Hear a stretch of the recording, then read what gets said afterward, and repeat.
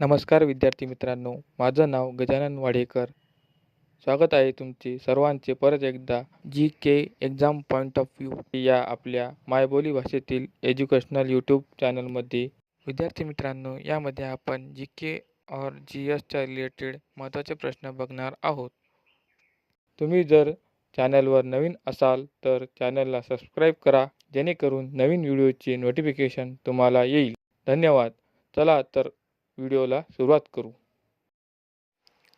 चला तर कालच्या प्रश्नांचे उत्तर बघूया.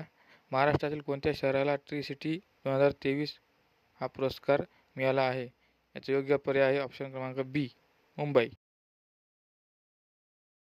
प्रश्न क्रमांक 1. भारतीय राष्ट्रीय काँग्रेसचे पहिले अधिवेशन कोणत्या ठिकाणी भरले होते? याचे योग्य पर्याय आहे ऑप्शन क्रमांक ए, मुंबई. म्हणजेच भारतीय राष्ट्रीय काँग्रेसचे पहिले अधिवेशन मुंबई येथे भरले होते. प्रश्न क्रमांक 2. भारतीय संविधानात महानगरपालिका कायदा कोणत्या कलमात आहे? याचे योग्य पर्याय आहे ऑप्शन क्रमांक सी, कलम 243. म्हणजेच भारतीय संविधानात महानगरपालिका कायदा हे 243 या कलममध्ये येतो. प्रश्न क्रमांक 3.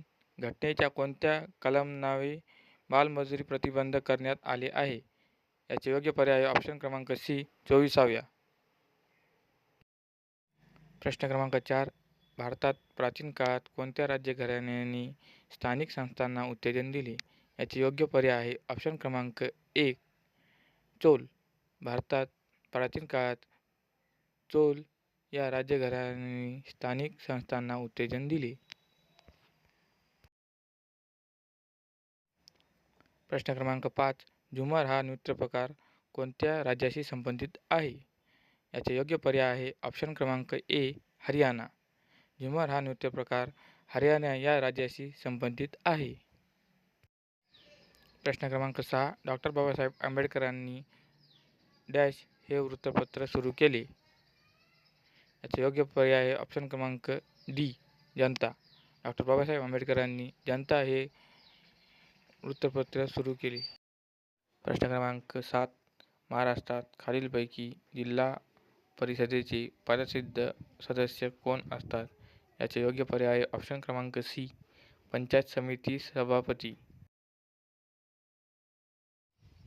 प्रश्न क्रमांक 8. विधवा पुनर्विवाहाला मान्यता देणारा कायदा कोणी पारित केला? याचे योग्य पर्याय आहे ऑप्शन क्रमांक ए, लॉर्ड कॅनिंग. प्रश्न क्रमांक 9. बृहन्मुंबई महानगरपालिकेचे पहिले आयुक्त कोण होते? याचे योग्य पर्याय आहे ऑप्शन क्रमांक सी, आर्थर क्रॉफर्ड. प्रश्न क्रमांक 10. शांतीस्वरूप भटनागर पुरस्कार कोणत्या क्षेत्राशी संबंधित आहे? याचे योग्य पर्याय आहे ऑप्शन क्रमांक सी, विज्ञान. प्रश्न क्रमांक 11. मुंबईचे शिल्पकार म्हणून कोणाला संबोधले जाते? याचे योग्य पर्याय आहे ऑप्शन क्रमांक ए, नाना शंकर शेठ. मुंबईचे शिल्पकार म्हणून नाना शंकर शेठ यांना संबोधले जाते. प्रश्न क्रमांक 12. कावीळ हा रोग कोणत्या मानवी अवयवांशी संबंधित आहे? याचे योग्य पर्याय आहे ऑप्शन क्रमांक बी, यकृत. कावीळ हा रोग मानवाच्या यकृत या अवयवाशी संबंधित आहे. तुमच्यासाठीचा आजचा खास प्रश्न. मराठी सत्तेचा उदय हे पुस्तक कोणी लिहिले आहे?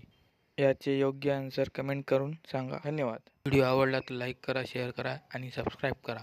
धन्यवाद.